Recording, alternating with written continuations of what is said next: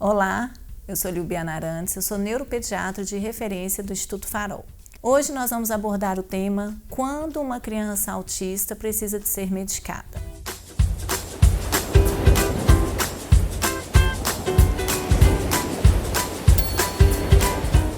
A criança com autismo, ela precisa de ser medicada em algumas situações específicas. Em primeiro lugar, eu queria deixar claro que não existe um tratamento medicamentoso que cure o autismo. Ainda não existe uma medicação, uma droga para curar que essa criança então tem autismo hoje e ela vai deixar de ter o autismo depois da medicação. Isso ainda não é disponível na medicina. Em segundo lugar, nós também não temos medicamentos para curar os sintomas do autismo. Então, por exemplo, a criança com autismo ela tem uma dificuldade de interação social. Não existe uma droga, um remédio que eu vou dar para essa criança que ela vai passar a ter uma interação social adequada. Outra situação, que a criança tem um atraso de fala. A criança tem um atraso de fala, então não existe um remédio que eu vou administrar, que eu vou prescrever para essa criança para ela começar então a desenvolver a linguagem. Então, para esses sintomas do autismo, não existe um tratamento também para resolvê-los. No entanto, muitas crianças com autismo, elas precisam de tratamento medicamentoso. Quando é necessário? Quando, por exemplo, a gente quer tratar algum sintoma que seja mais acentuado, que esteja prejudicando o tratamento dessa criança, a reabilitação, a estimulação e a qualidade de vida, ou quando ela apresenta diagnósticos associados.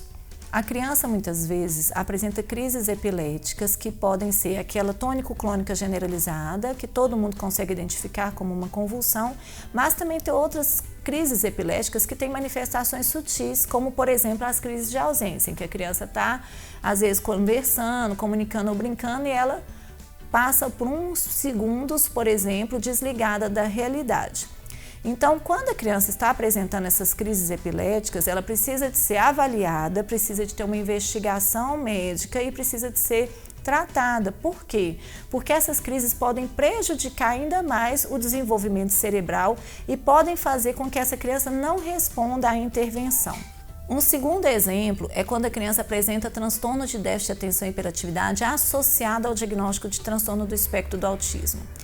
É claro que a criança que tem autismo, muitas vezes ela já tem um nível de desatenção ao ambiente, muitas vezes porque ela fica com hiperfoco em um objeto. Somado a isso, quando a criança tem o TDAH, que é o transtorno de déficit de atenção e hiperatividade, ela tem uma desatenção externa, uma desatenção ambiental. A hiperatividade, que é aquela criança que fica igual uma borboleta migrando de um interesse para o outro, vai prejudicar a criança participar, por exemplo, da intervenção. Então, muitas vezes a gente precisa que a criança tenha início, meio e fim em uma atividade e se a gente não tratar o déficit de atenção e hiperatividade com medicação para melhorar aquele cérebro, para que essa intervenção seja efetiva, nós não vamos conseguir alcançar bons resultados com essa criança. Um outro exemplo é a questão de comportamentos inadequados. Então, quando a criança tem autismo e tem algum comportamento inadequado, primeiro a gente vai tentar a gestão de comportamentos inapropriados. Então, com manejo comportamental, com a orientação que a equipe tem, treinamento familiar e intervenções, claro, com técnicas baseadas em evidências e inseridas no dia a dia da criança, a gente muitas vezes consegue manejar esses comportamentos inadequados. Mas tem alguns casos em que essa criança apresenta um comportamento de agressividade, por exemplo, ou autoagressão, que é onde ela se agride, ou heteroagressão, onde ela agride as outras pessoas. E muitas vezes ela se coloca em situações de risco, em risco da saúde dessa criança mesmo. Então, esse caso é um caso em que o médico precisa de avaliar e precisa de prescrever, então, muitas vezes a medicação para proteger a saúde física, emocional dessa criança, da família e fazer também com que o seu cérebro esteja mais apto para a aprendizagem. Agora, nem toda criança com autismo precisa de ser medicada. Ela precisa de uma boa equipe de saúde, de uma parceria da família, da equipe de saúde da escola e de juntos encontrar o caminho ideal para que a gente consiga alcançar o máximo do seu potencial cerebral e fazer com que essa criança tenha um futuro feliz. Assim as nossas crianças agradecem.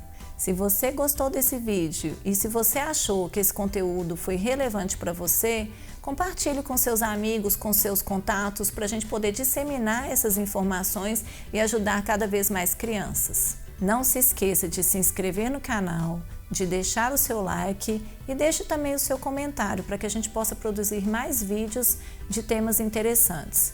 E até o próximo vídeo. Muito obrigada pela participação.